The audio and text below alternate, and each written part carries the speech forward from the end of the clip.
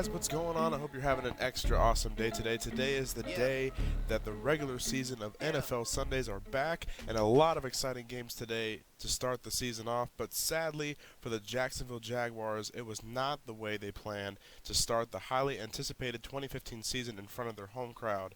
I am your host, the Dean Machine. Today is September 13, 2015. So today, the Jacksonville Jaguars took on the Carolina Panthers in Week 1 and wanted to put on a show for the excited home crowd.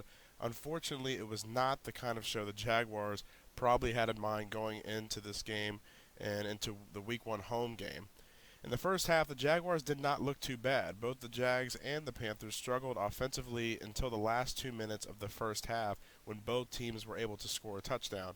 With 1:52 remaining in the first half, the Panthers were in the red zone and Cam Newton fired a touchdown pass to Jericho Cotchery to put the Panthers up by a score of 10-3.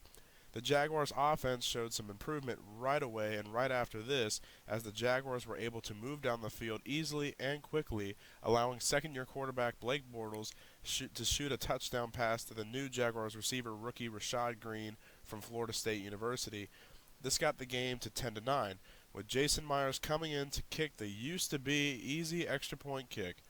Just as the league intended when they moved the extra point kicking distance further back, new Jaguars kicker and Josh Scobie replacement Jason Myers missed the extra point and left the score at 10-9, allowing Cam Newton and the Carolina Panthers to lead at the end of the first half.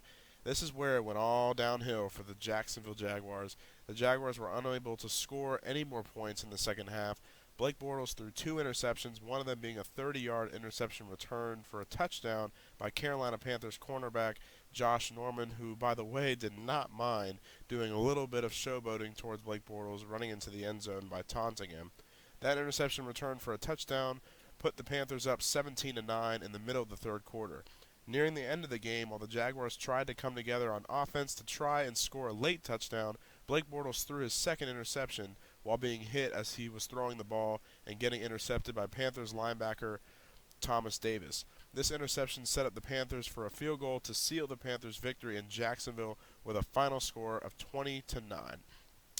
The major issue the Jaguars had in this game was what the Jaguars have been struggling for many years: the offense. After they scored a late first-half touchdown and Jason Myers missed an extra-point kick, the Jaguars were never able to recover and put any more points on the board and could not find a way to get the ball moving down the field. It also did not help that the Jaguars faced 2 injuries on offense, with Luke Joeckel hurting his ankle in the beginning of the second half and not returning, as well as rookie Rashad Green, who scored the Jaguars' only touchdown of the day, leaving the game with concussion-like symptoms after receiving a monster hit from a Carolina Panthers defender.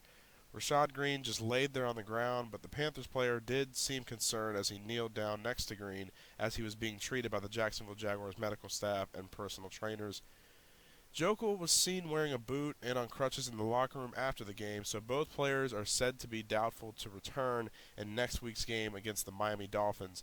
The Panthers did suffer a huge injury loss, though, as well, as Pro Bowl linebacker Luke Kuechly, who is said to be one of, if not the best linebacker in the game, left at the end of the first half with major concussion-like symptoms after hitting Jaguars rookie running back TJ Yeldon with his helmet first to help make the tackle.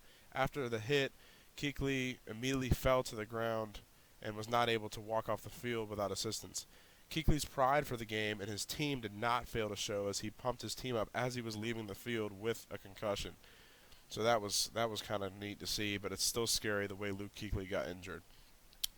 So, in the end, the Panthers were able to win their opening game against the Jaguars to start the week 1-0 and get ready to take on their next week's opponent, the Houston Texans, but they most likely will have to get prepared to play that game without their linebacker star and defensive captain Luke Kuechly. As for the Jaguars, they seem to have to prepare for the Miami Dolphins with very similar problems as the previous season, the offense. Blake Bortles absolutely shined in the preseason, yet today he threw 2 interceptions, 1 for a touchdown, had a quarterback rating of 54.5, which is very similar to what his season overall rating was last year when the Jaguars finished the season at 3-13. The offensive line also allowed Blake Bortles to be sacked 5 times, while the Jaguars only sacked Cam Newton twice thanks to Chris Clemens and Dan Skuda. It also does not help that the Jaguars kicker Jason Myers went 1 for 2 on field goal attempts and missed an extra point. I know there are some nerves still in Jason Myers trying to fill Josh Scobie's shoe, and take on his kicking role, but he has to get over those and show Jacksonville that he can be their new guy and make a lot of clutch kicks. The Jaguars receivers were not able to beat out the Carolina secondary in many occasions and sometimes dropped wide open passes right in the numbers. TJ Yeldon also did not rush for as many yards as we were originally hoping, only rushing for 51 yards on 12 attempts, but that might come in due time. He definitely shined in Alabama, so we'll have to see how it works for him in Jacksonville. Jaguars head coach Gus Bradley made a very bold statement very recently saying the Jaguars, the rebuilding stage is over and that they have rebuilt their team that they wanted and it's time to win now and they are ready to win the AFC South. Luckily, in Week 1, the Titans were the only team to win their game against Tampa as the Colts lost to the Bills and the Texans lost to the Chiefs. So the Jaguars do have time to recover, but they have to show much better signs offensively to get their fans excited again, especially since the Jaguars defense played very well today.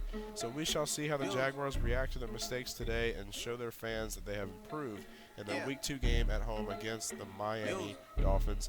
Thank you guys so much for watching. Please like, share, comment, and subscribe to stay tuned to more sports news, and let me know what you guys want to see me talk about. For the Dean Machine Sports Talk, the Dean is out. Always new women, gotta keep a balance. The girl of your dreams to me is probably not a challenge. I've been counted out so many times I couldn't count it. Funny how now my accountant is having trouble trying to count it.